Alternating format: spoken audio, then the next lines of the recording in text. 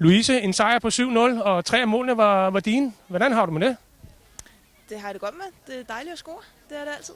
Helt bestemt. Jeg hører noget med, at du er blevet sådan lidt sommerforlovet her i sommer. Så er det noget med, at nu er det jo anden gang, du skulle have hat-tricks? Har du det bare godt, eller hvad? Jeg har det rigtig godt, hvor jeg befinder mig lige nu. Nu er det ikke bare en sommerforlovelse, det er en fuld forlovelse. Men jeg har det rigtig godt, ja. Hvordan synes du selv, hele holdet gør det lige i øjeblikket? Altså, I scorer jo ret suverænt, eller vinder ret suverænt her de sidste par gange her. Hvordan er følelsen på holdet? Den er god. Vi har det godt med hinanden, og vi træner godt sammen alle sammen. Og der er kamp om pladserne til hver eneste kamp, så det er nok det, der gør, at man er ekstra tændt til hver træning, og det er det, der hele tiden gør os bedre. Man fornemmer også lidt, at I har sådan et rigtig godt sammenhold her på holdet. Er det også sådan, I også har det selv? Helt bestemt. Det tror jeg altid, Brøndby har været berygtet for at have et rigtig godt sammenhold, og det har vi også her i år. Og det synes jeg også, man kan mærke på banen, at vi er der for hinanden.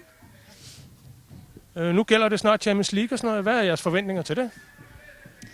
Jamen, vores forventninger, nu kender jeg personligt ikke så meget til det første hold, vi skal møde, men vores forventning er, at vi også spiller Champions League efter nytår. Det kunne være rigtig fedt at nå lige så langt som sidste år, og gerne lidt længere, men den er nok lidt svær. Ja, det er vel rart at komme til finalen, ikke? Ja, helt bestemt, helt bestemt. Vi krydser fingre for jer, Louise.